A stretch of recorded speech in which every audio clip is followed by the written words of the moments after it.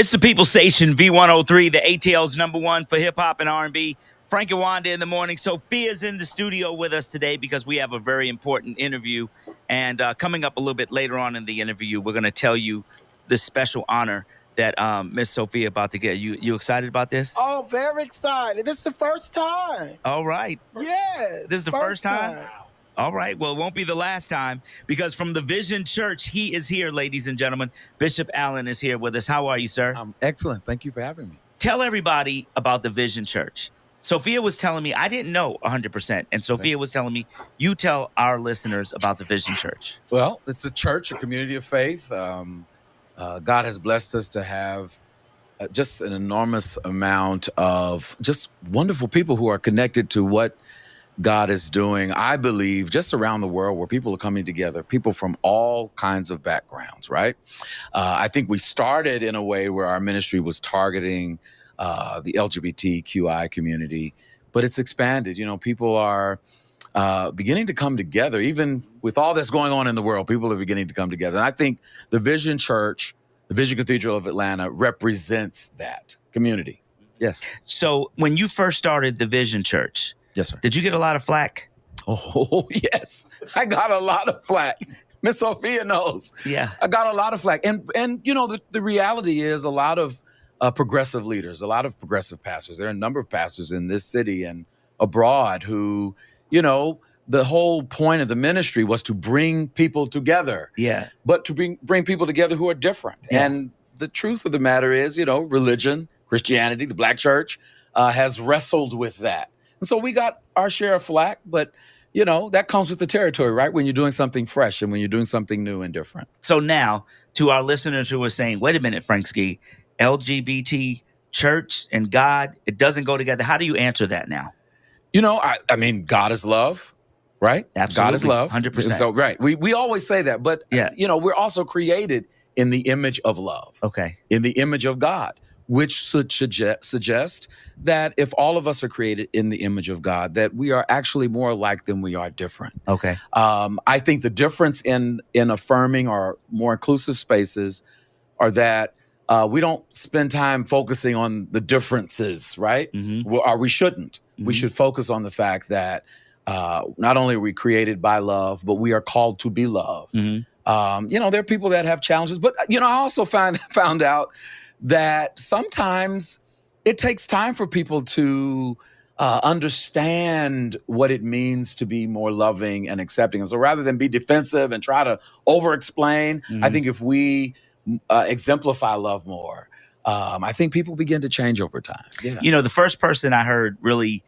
opening the door and talking about this, ironically, to me, that spoke to me, to my heart, was when I first heard Kirk Franklin talking about it. Yes. And how he was talking about the church has become too churchy. Mm-hmm. You know what I mean? Yes. And now I'm starting to see a lot of pastors across the country, you know, unbuttoning their shirt, like relaxing a little bit more and really showing that it really is truly all about love. It is all about, and particularly Christianity. Yes. You know, I'm always fascinated that the greatest of these is love. Is love. You know, like, you know, for those who are Christian, and in many other religions, but particularly Christians, the whole religion is built on love. Right. And to sacrifice for love. You know, Jesus Christ, the teachings of Christ is about love. Yeah. So you would expect our faith to exemplify that. However, I think it takes all of us to continue to progress that message that God is love, that God loves everybody. And we've got to be more intentional about creating spaces for everybody to experience this love. And that's what I believe our church and our ministry and everything that we do. So Sophia said he started with church with you.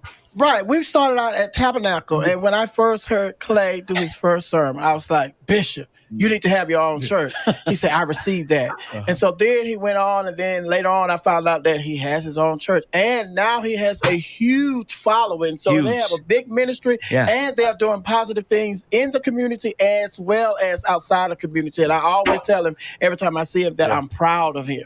Let's talk about I Elevate. Yeah. What is it? I Elevate is much like what we're talking about. You know, first of all, there's a lot going on in the world around us, whether it's politics or you know, society. There's just so much. And we felt like we needed to create a space, much like Tabernacle and Vision Church of Atlanta. We needed to create a space where everybody, intentionally, we can bring everybody together to elevate our conversation around community, elevate our conversation about how to get engaged in politics, the political structure, elevate our health, elevate finance, elevate how we view ourselves. I mean, we have Reverend Al Sharpton, who's going to come on Tuesday night, June 19th at the Vision Cathedral to talk about how we can elevate the political discourse.